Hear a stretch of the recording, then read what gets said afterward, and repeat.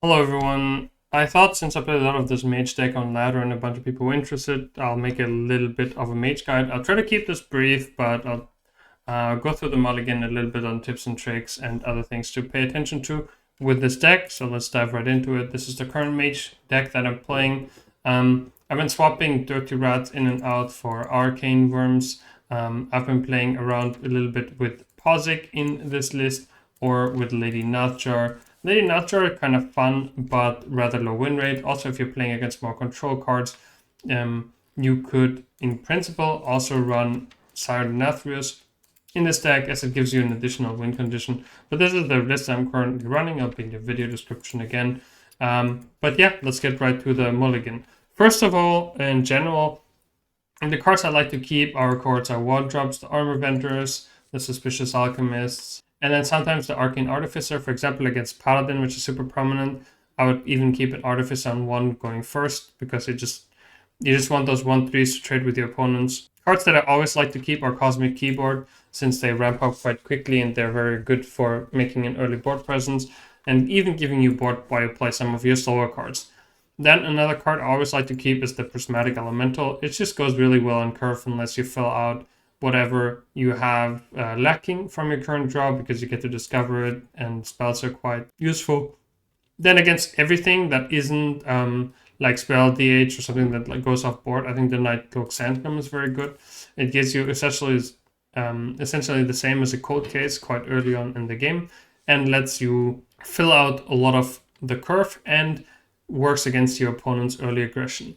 If I have, for example, a Cosmic Keyboard already, I do really like keeping a cold case, especially if I'm on coin. I think cold keys and volume are quite good keeps against everything that's a little bit slower, like Priest or Control, DK, Blood DK, these kind of decks. I think a volume up is a very good keep as it helps you stabilize and it gives you the resources you need to be able to play throughout the game.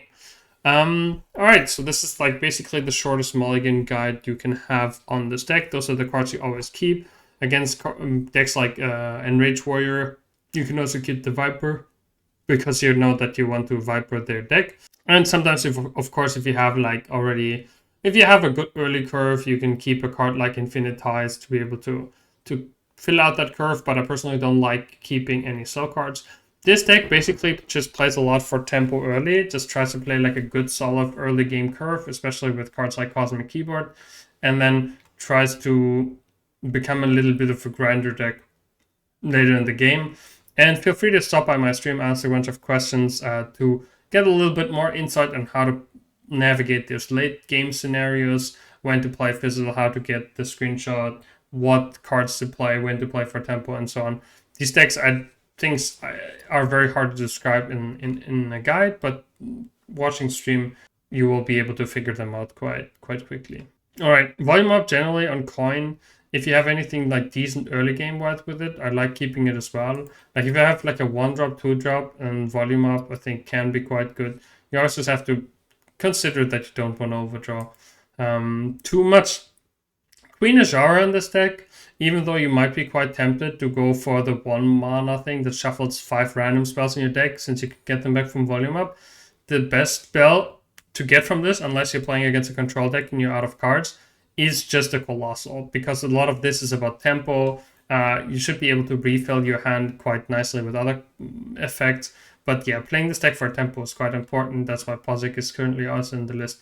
Then I have a little bit of a trick for those of you that don't know yet. If you play Reverberations on the main part of a Colossal, you will get the appendices spawned on your side of the board. So if you, I don't know, let's say your opponent has a Gaia and you play it on the Gaia, their Gaia will have 1 HP, your Gaia will have 1 HP, and you get the two arms, like the drills, you get them with Rush immediately on the board. So that's like a really nice trick. Reverberations also, of course, Divine Shot minions don't die immediately.